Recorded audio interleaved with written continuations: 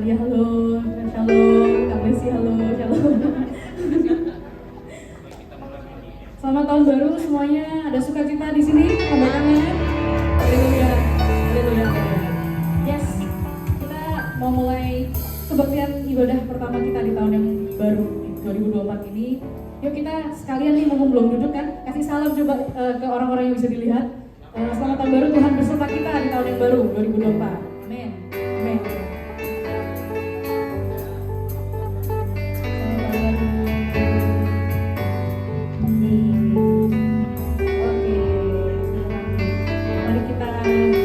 Silakan duduk, teman-teman semua. Mari kita bersatu dalam doa dulu sebelum kita mulai kebaktian kita hari ini. Yuk kita berdoa. Bapa, terima kasih Tuhan atas penyertaan-Mu mulai dari kami membuka mata dari pagi hari ini sampai kami sudah melaksanakan separuh dari pekerjaan kami di siang hari ini. Kami menghadap Tuhan, kami mengucap syukur, kami mau memuji Tuhan, kami menyembah Tuhan. Di waktu kami Tuhan, biarlah Engkau bertata atas puji-pujian kami, Tuhan, penyembahan kami. Biarlah hadirat-Mu hadir di sini Tuhan, dan biarlah manis Kau benar Tuhan. Semoga kami di balik salib Tuhan, biarlah Tuhan nama Tuhan yang ditinggikan. Terima kasih Yesus, dan dalam nama Tuhan Yesus kami berdoa syukur. Haleluya, amin. Sebelumnya saya ada dapat rema gitu waktu menyusun setlist di hari ini yang akan kita nyanyikan. Mungkin saya bisa bacakan, mungkin kalau ada yang mau buka silakan dari Mazmur 73 ayat 25 sampai 26. Bahasa Indonesianya terjemahan baru. Siapa gerangan ada padaku di surga selain Engkau? Selain Engkau tidak ada yang kuingini di bumi. Sekalipun dagingku dan hatiku habis lenyap, gunung batuku dan bagianku tetaplah Allah selama-lamanya. Amin. Jadi mungkin selama 2024 nanti banyak yang merasa banyak uncertainty, banyak yang tidak pasti. Biarlah kita tetap mengingat lagi ya bahwa bagian Tuhan kita tuh Tuhan. Jadi kita bisa berpegang teguh sama Tuhan karena Tuhan kekuatan kita. Amin. Nah, untuk itu mari kita bangkit berdiri. Yuk kita nyanyikan satu lagu yang pas banget sama ayat ini. God is the strength of my heart. God is the strength of my heart. God is the strength of my heart. God is the strength of my heart and my portion forever.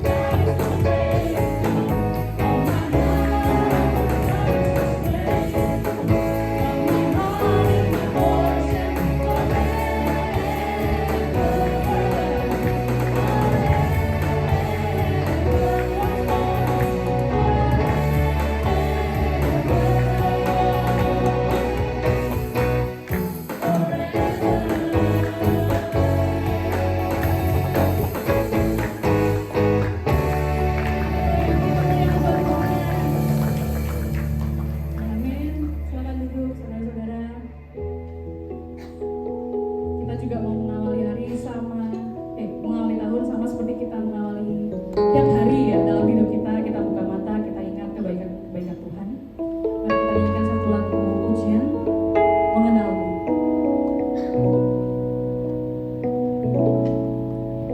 Dan ku ingin mengenalmu Tuhan lebih dalam dari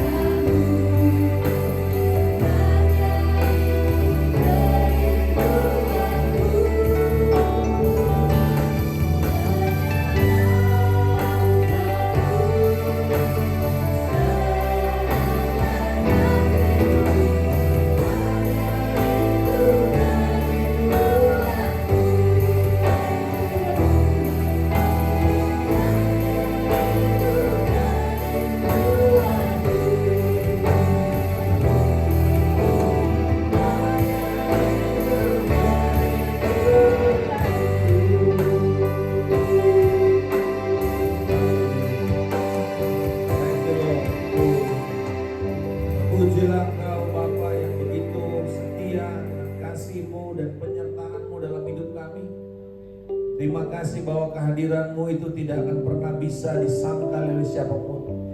Kami berdoa Bapa, biar pada hari ini Engkau yang telah menyediakan firman-Mu kepada kami untuk menjadi makanan bagi manusia batin kami. Kami berdoa biarlah kiranya Roh Kudus mencerahkan, mengiluminasi, memberi penerangan kepada pikiran kami makna firman-Mu ini, dan kami akan merangkulnya, percaya, dan menghidupinya bagi kemuliaan Engkau.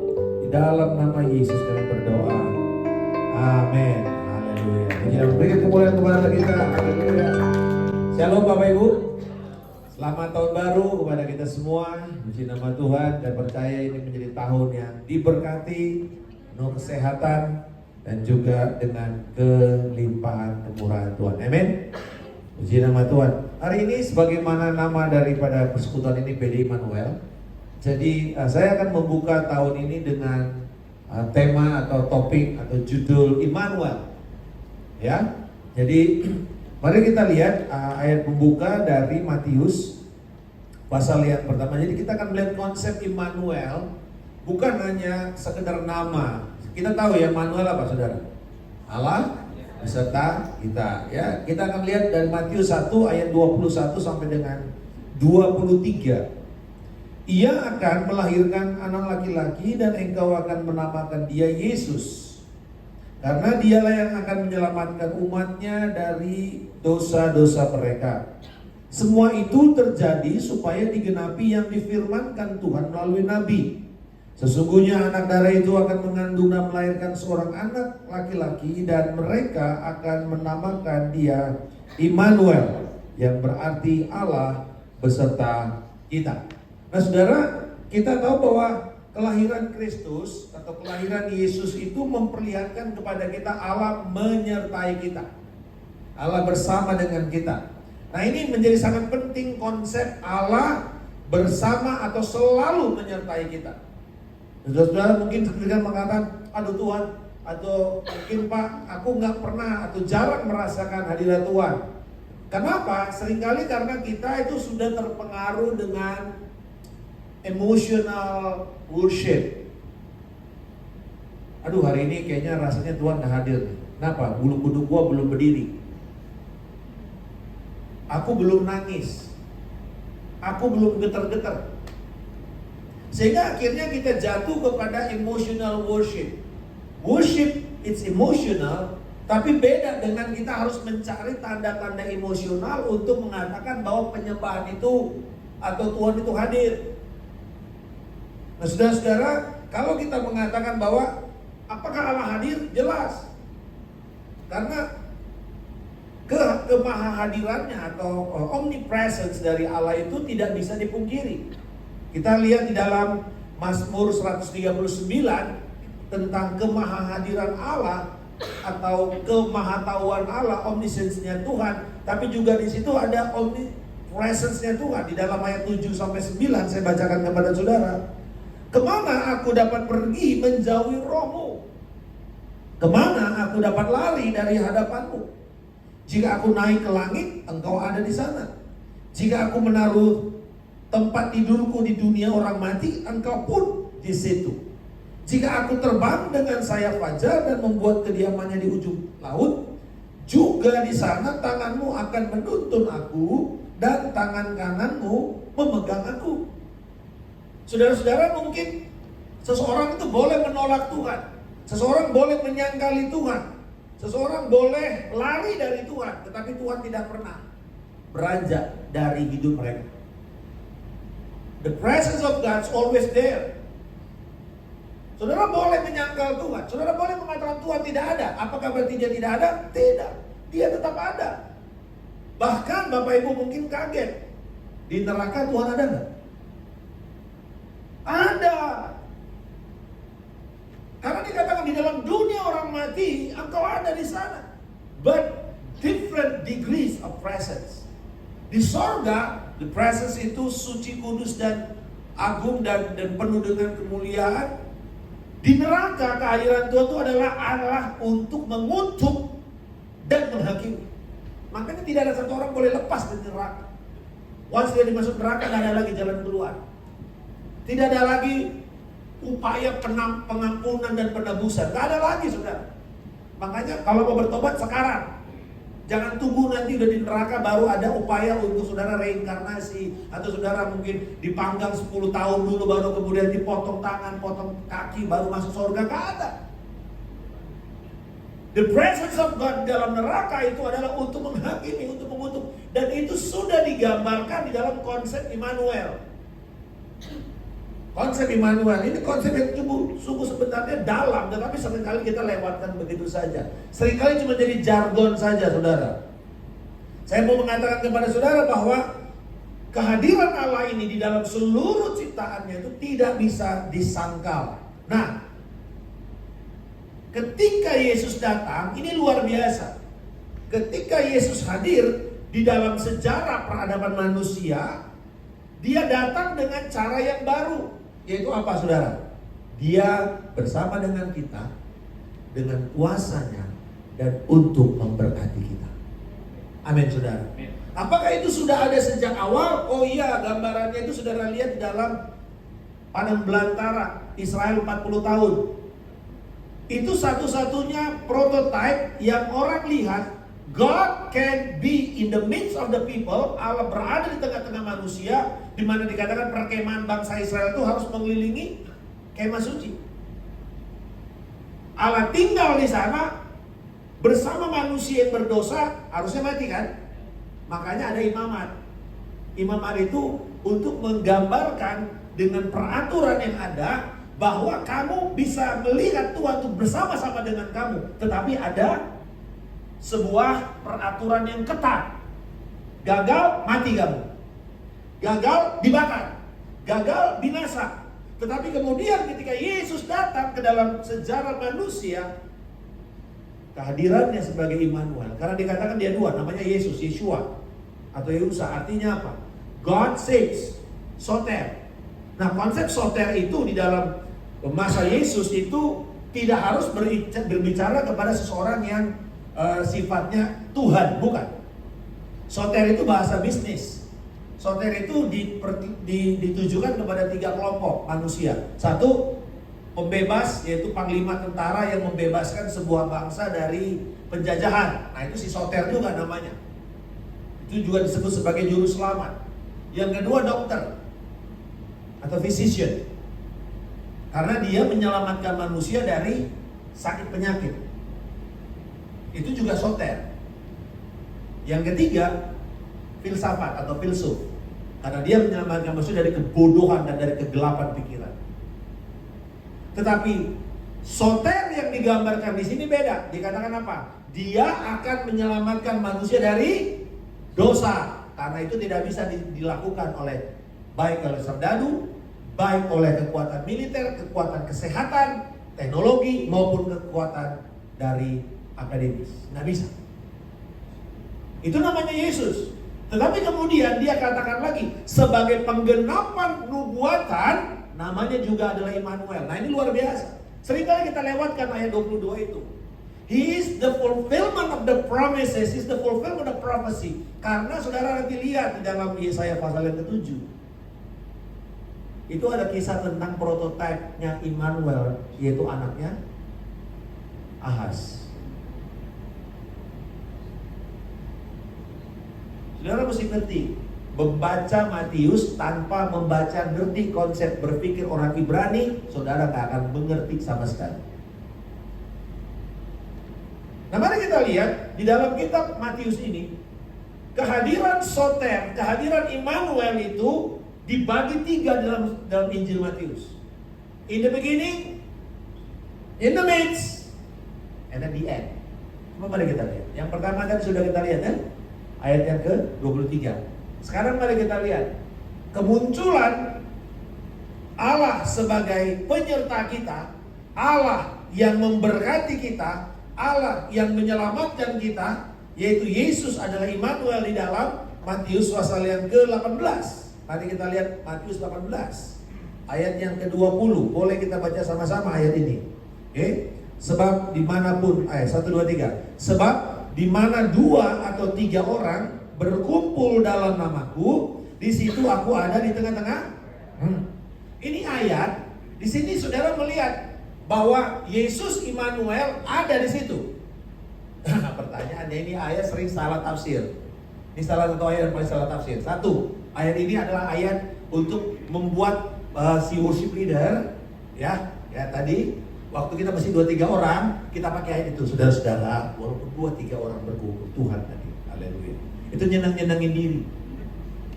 Yang umumnya kita pakai sebagai apa? Ayat doa kan? Di mana 2-3 orang berkumpul berdoa, Tuhan Nah, itu salah. Ayat itu tidak bicara mengenai itu. Baca ayat yang di atas. Sedang berbicara mengenai disiplin gereja. Orang yang sedang ditegur tidak mau bertobat. 4 mata tidak mau kan? Lalu bawa dengan 2 saksi, tidak mau juga bertobat. Bawa ke dalam jemaat. Ini adalah disiplin gereja. Nah, di tengah-tengah adanya dosa masuk ke dalam gereja, merusak gereja, di saat itu Tuhan mengatakan apa? I am Immanuel. I will be with you. Dengan kata lain apa, saudara? Di tengah-tengah kondisi gereja yang mungkin sangat merosot, mungkin sangat hancur, mungkin penuh dengan kebobrokan, Tuhan tetap hadir mempertahankan gerejanya. Amin, saudara. Tuhan tidak akan lepaskan gerejanya. Makanya itu pengharapan kita. Oh, kita lihat betapa banyaknya gereja yang hancur, betapa banyaknya gereja yang begitu menyesatkan dalam pengajarannya. Tetapi saya mau mengatakan kepada kita semua, despite every bad news yang terjadi kepada gereja, Tuhan mengatakan, I still the head of the church. Saya yang akan merawat, memelihara, memurnikan gerejaku karena aku ada di sana. Amin, saudara. Berikan kemuliaan kepada kita. Haleluya. Saudara, ini membuat kita tuh tidak menyerah dengan keadaan yang begitu jelek sekalipun. Allah mengatakan bahwa kalau orang Kristen itu yang terus-menerus berdosa, tidak tinggal dalam ketaatan, memberontak senantiasa, Yesus Immanuel, Yesus akan datang kepada kita untuk memelihara dan untuk menyucikan gerejanya. Karena itu panggilan dia. Nah, yang ketiga, kita lihat kehadiran Immanuel di dalam perjalanan Injil di dalam Matius pasal yang ke-28.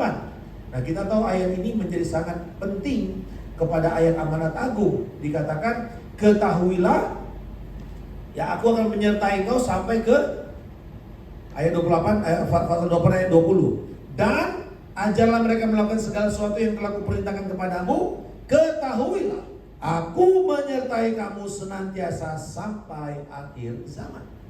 Immanuel.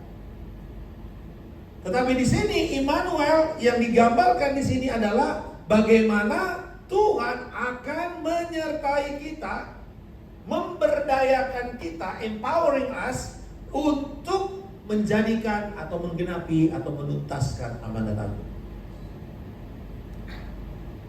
Karena ini tidak diberikan kepada malaikat. Amanat agung ini diberikan kepada kita. Wajib kita kerjakan. Dan ini tidak pernah berubah dari tahun ke tahun, dari abad ke abad. Our main job is to make disciples. Kalau kita gagal di sini, Tuhan akan menghakimi kita. Dia nggak tanya berapa besar gereja.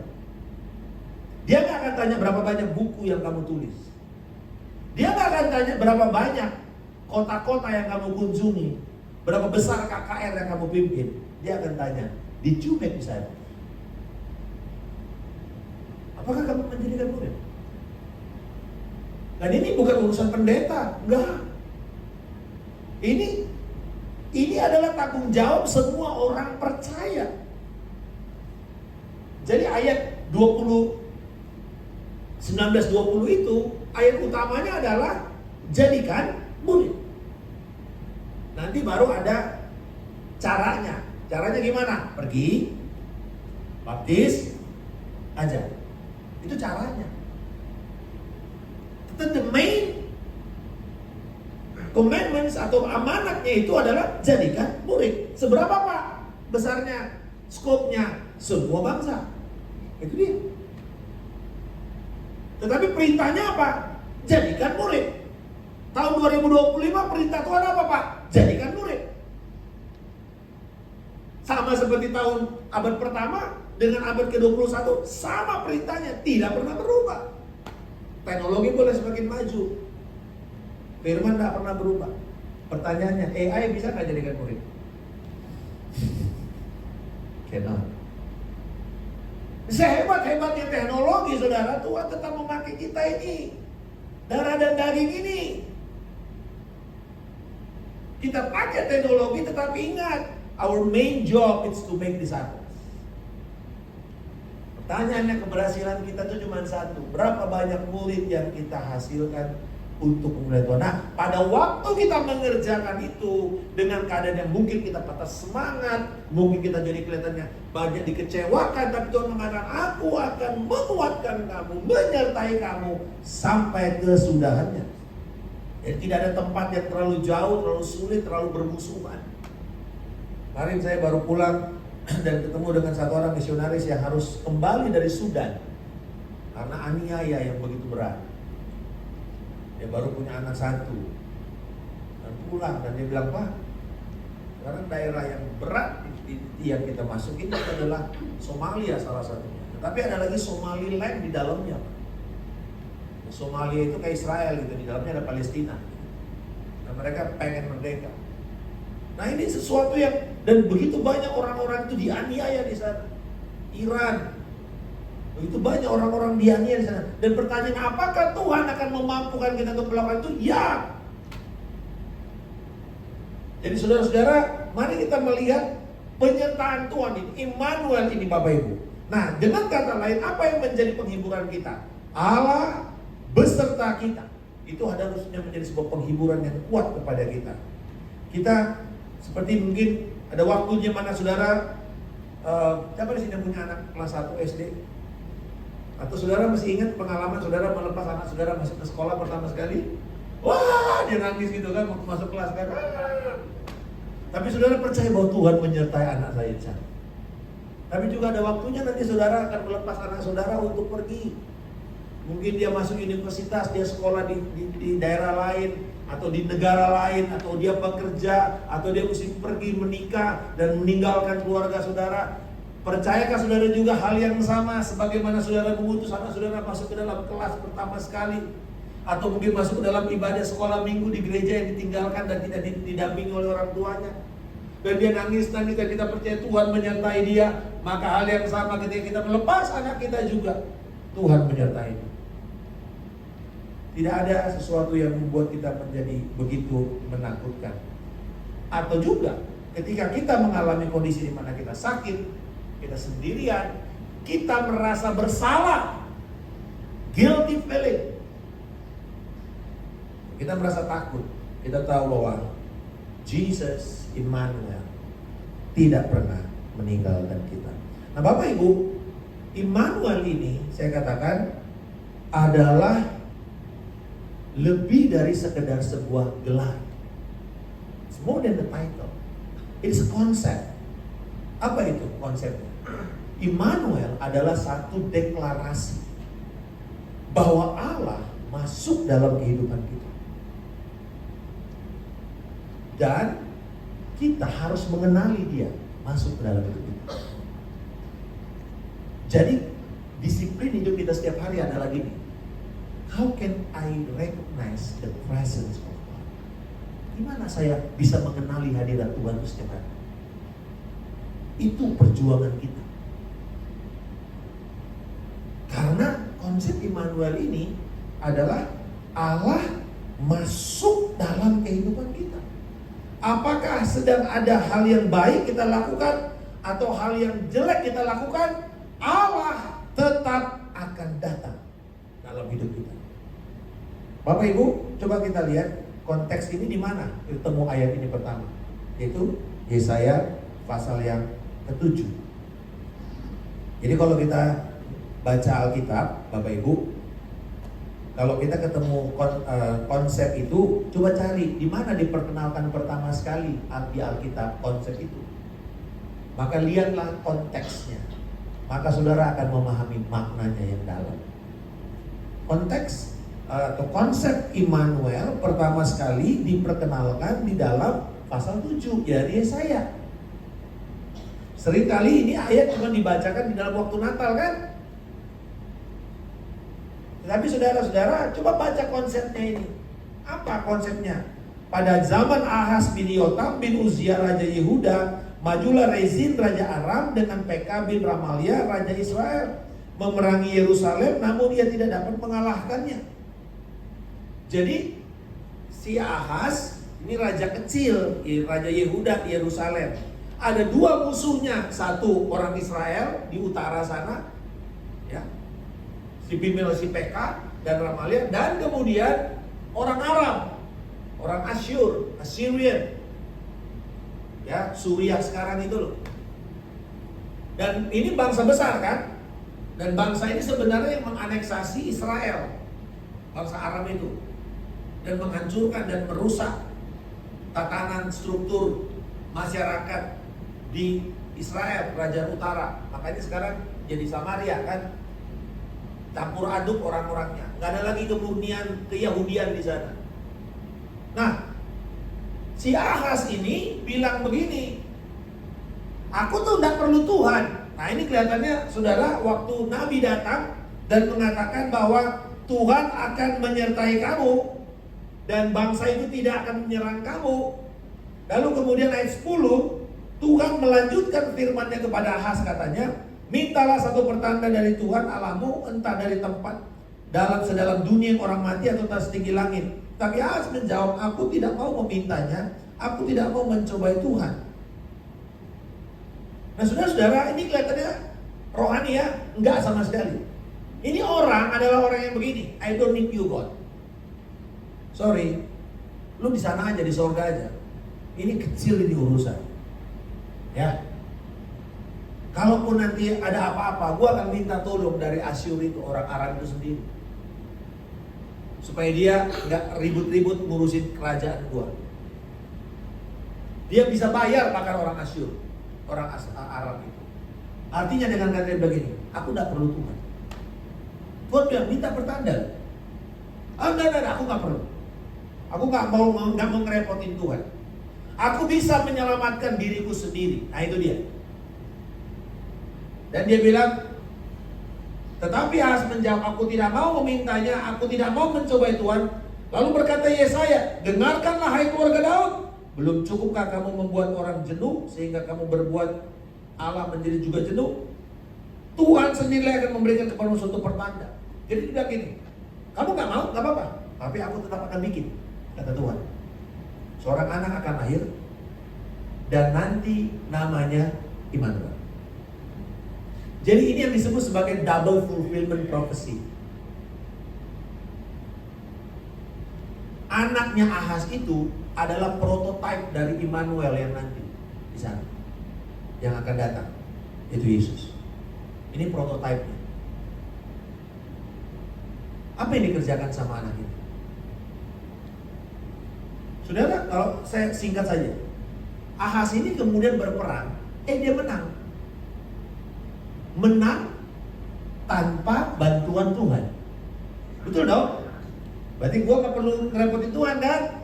Nah, dengar baik, ini prinsip Immanuel yang banyak orang gak ngerti. Dan hati-hati, ini bisa terjadi sama kita sekarang. Yaitu ini, Tuhan bisa izinkan saudara kasih kemenangan sementara, tapi bukan berarti itu adalah rencana Tuhan. Dan Ahaz mengalami, dia menang. Tapi saudara tahu apa yang terjadi berikutnya? Aram datang menghancurkan Ahaz, menjajah, merusak Yerusalem. Saudara tahu maksudnya apa? Immanuel, pada waktu kamu setuju dan percaya kepada Allah, Dia akan datang sebagai Allah yang menyertaimu dan memberkatimu. Tapi bila kamu tidak mau, kamu menolak kehadiran Allah dan pertolongan Allah, maka Dia tetap akan datang menyertaimu, tapi sebagai hakim yang mengutuk kamu. Oh, ngeri saudara. Jadi banyak orang bilang, aku gak mau percaya Yesus. Silakan. Kamu udah dengar beritanya, Yesus adalah Tuhan dan Juru Selamat. Setiap lutut bertelur, setiap lidah mengaku Yesus adalah Tuhan bagi kemuliaan Bapa. Lu gak mau percaya? Silakan. But God will be there as a judge. Jadi kita juga gak perlu merasa, aduh, kenapa Yesus ditolak-tolak ya? Yang penting kita memberitakan dengan cara yang benar. Saudara, ketika orang itu menolak, don't worry. Karena di dalam prinsip perjanjian lama tentang Immanuel mengajarkan kalau kita menolak kemurahan hati Tuhan, menolak pertolongan Tuhan, dan berupaya dengan kekuatan kita sendiri, mungkin kita bisa berhasil dalam waktu singkat, tetapi nanti kemudian Tuhan akan datang lagi, menghadapi kita lagi, dan kali itu kita sudah mungkin nggak mampu, dan akhirnya penghakiman Tuhan yang turun. Jadi saudara jangan cemburu lihat orang itu kelihatannya berhasil dengan cara yang bukan dari Tuhan. Wah ya kayaknya dia dipromosiin enak ya, padahal dia kacau hidupnya. Kok enak banget dia dipromosiin? Gak usah cemburu. In the short run mungkin dia berhasil, but in the long run Tuhan akan datang kepada dia sebagai hakim.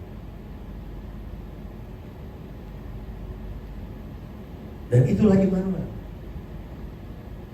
Orang Israel menolak Yesus, bahkan menyalibkan dia.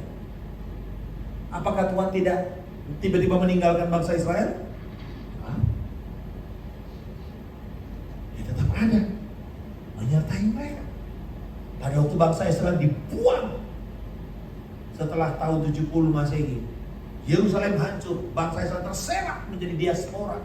Baru muncul lagi tahun 1948 Masehi.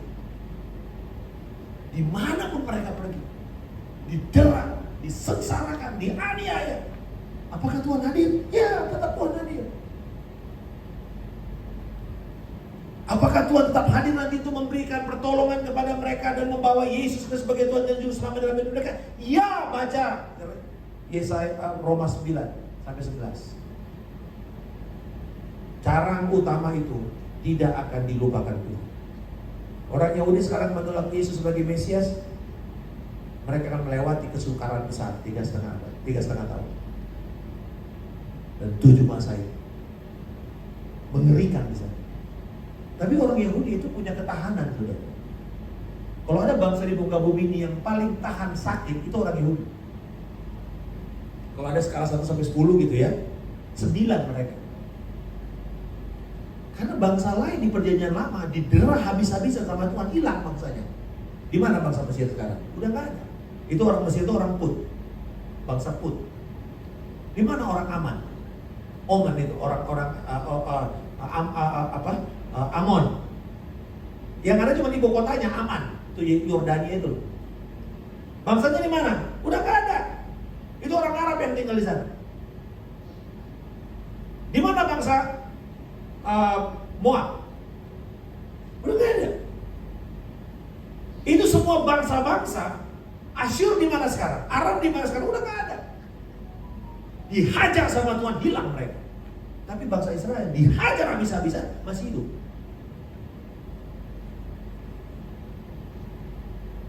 Karena itu yang akan melewati masa kesukaran besar itu bangsa Israel. Gereja di mana? Udah diangkat.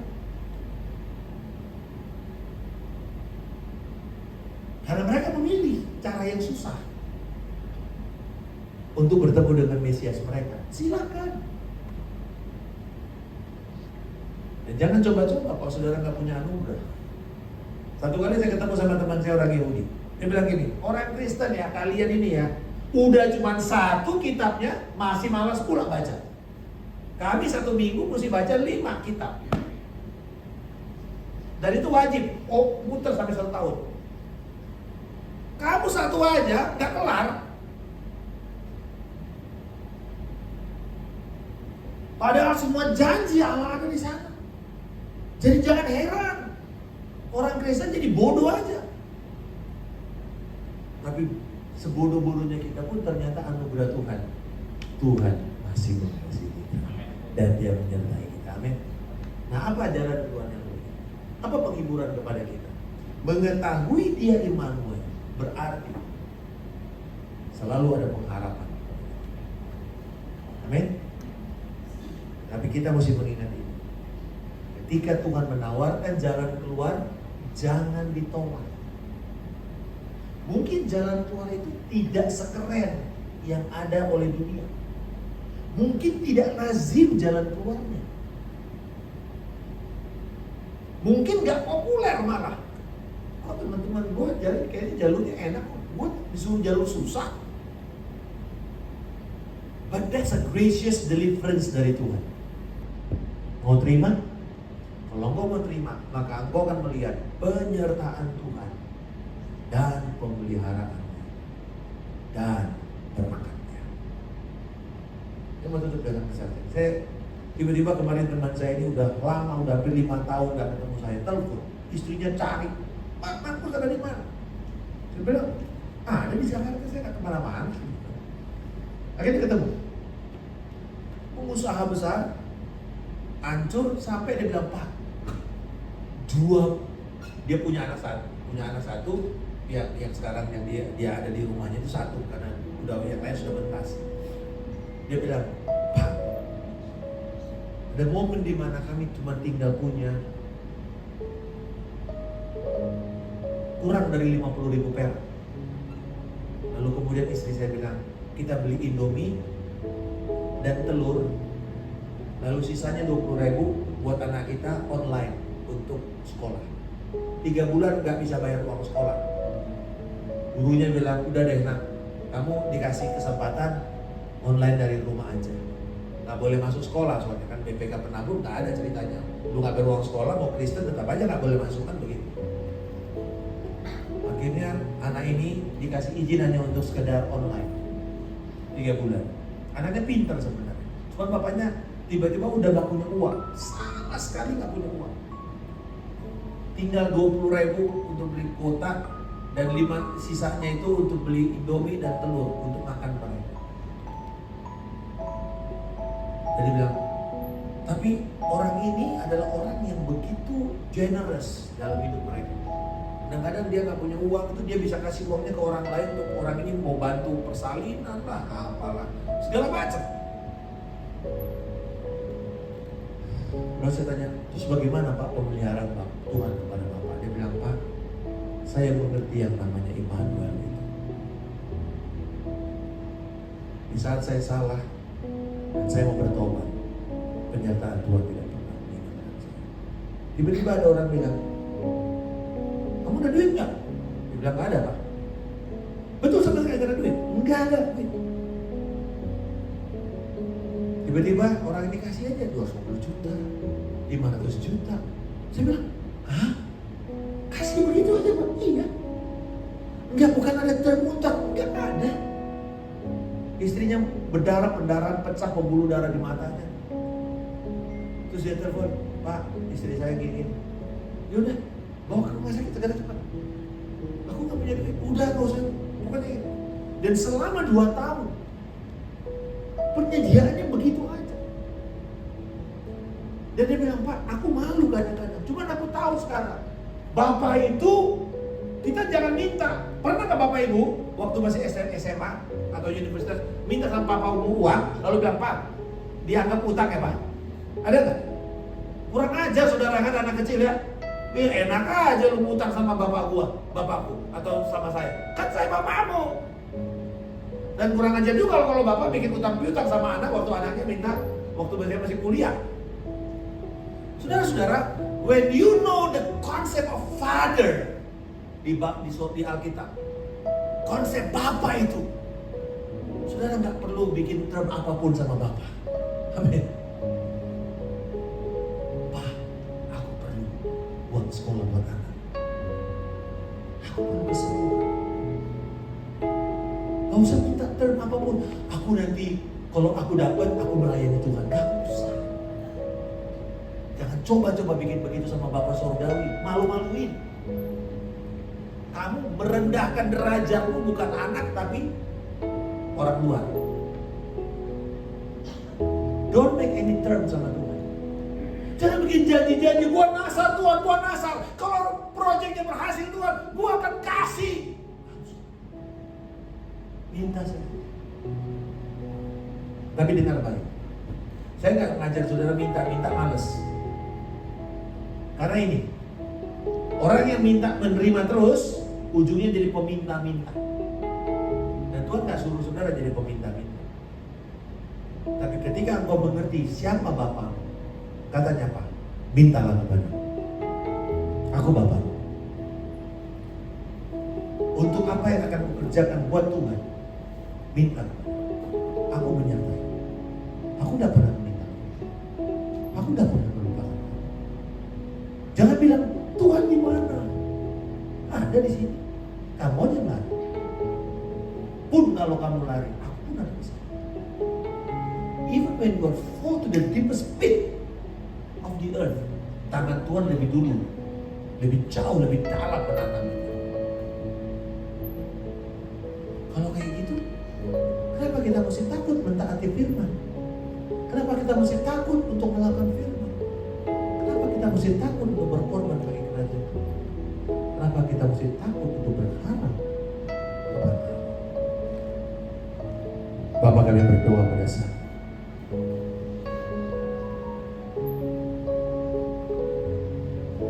boleh kita nyanyikan lagu ini. Sebab ku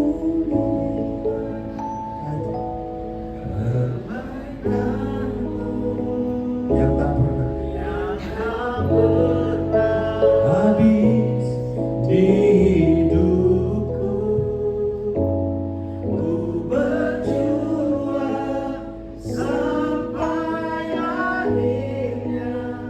Kau dapati aku tetap setia. Boleh kita nyanyikan sekali lagu ini.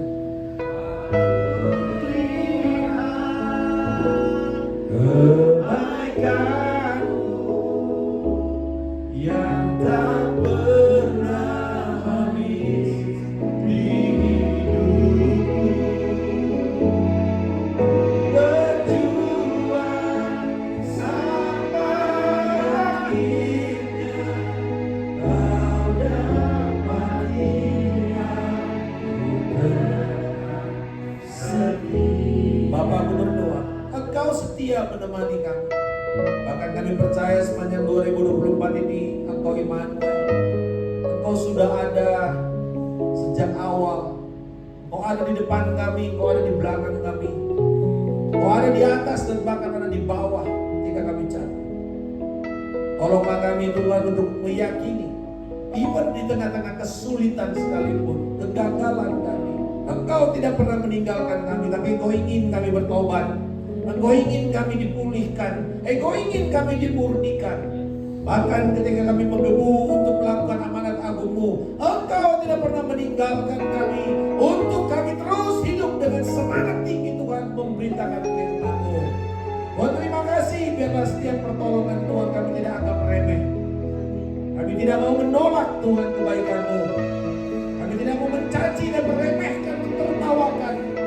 Tapi kami tahu Tuhan, apa yang Engkau berikan kepada kami itu pasti yang terbaik. Tolonglah kami untuk terus merangkul kebenaran firman-Mu ini. Immanuel, Allah bersama dengan kami. Dalam nama Yesus kami berdoa. Amin.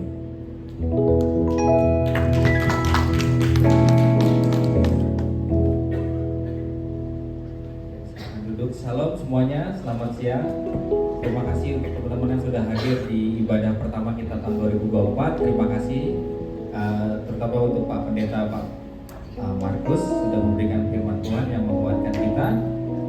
Kalaupun relate dengan keadaan kita sekarang ini, biarlah apa yang struggle yang kita jalani di tahun ini pun membuat kita bisa merasakan Allah menyertai kita 100%. Amin. Terima kasih.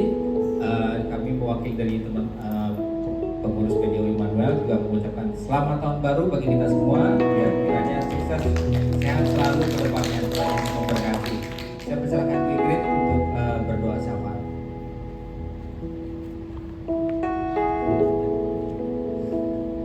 Terima kasih Bapak di surga. Terima kasih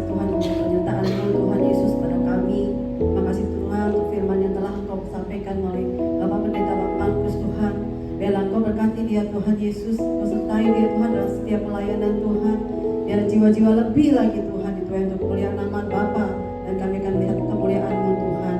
Terima kasih Tuhan untuk tahun 2023 kemarin Tuhan.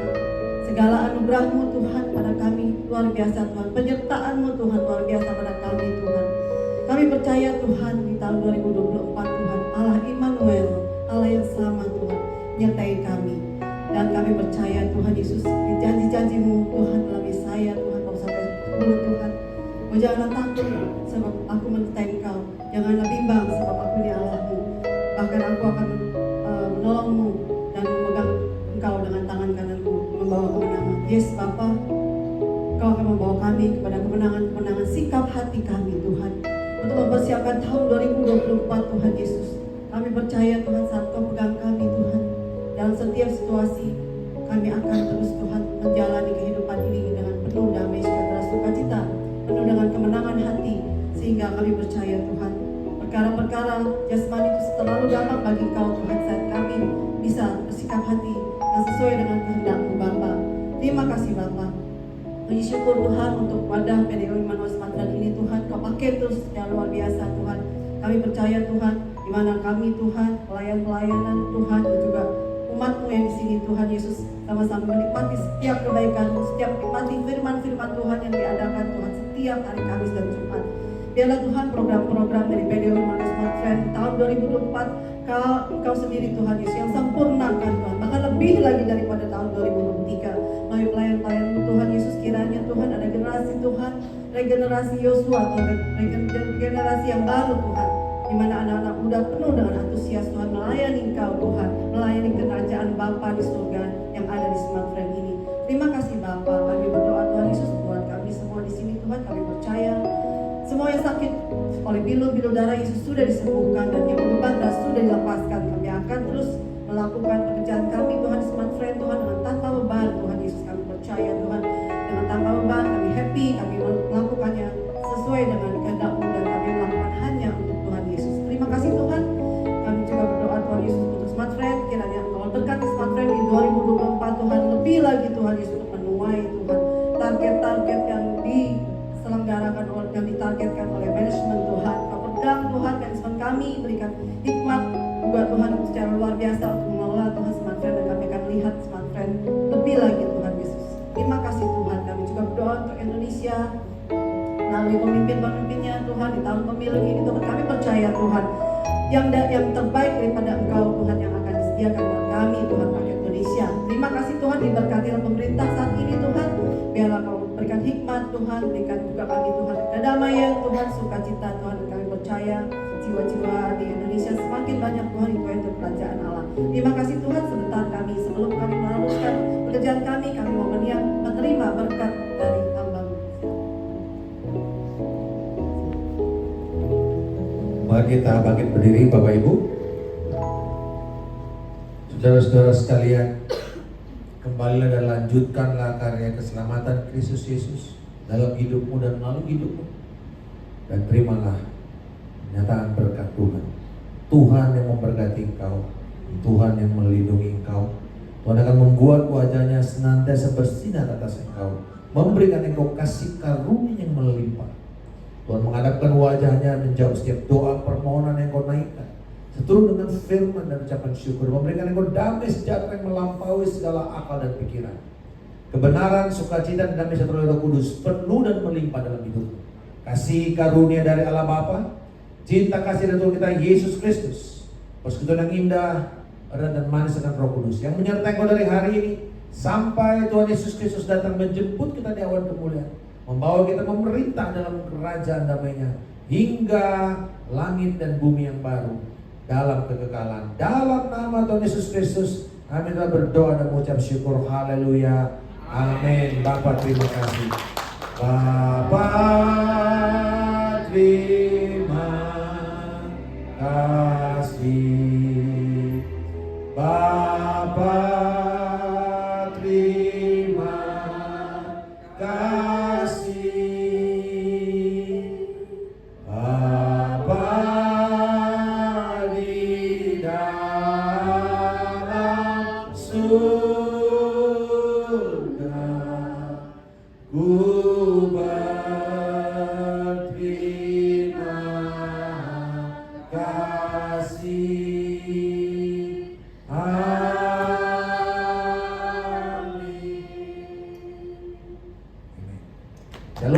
Tuhan memberkati. Selamat.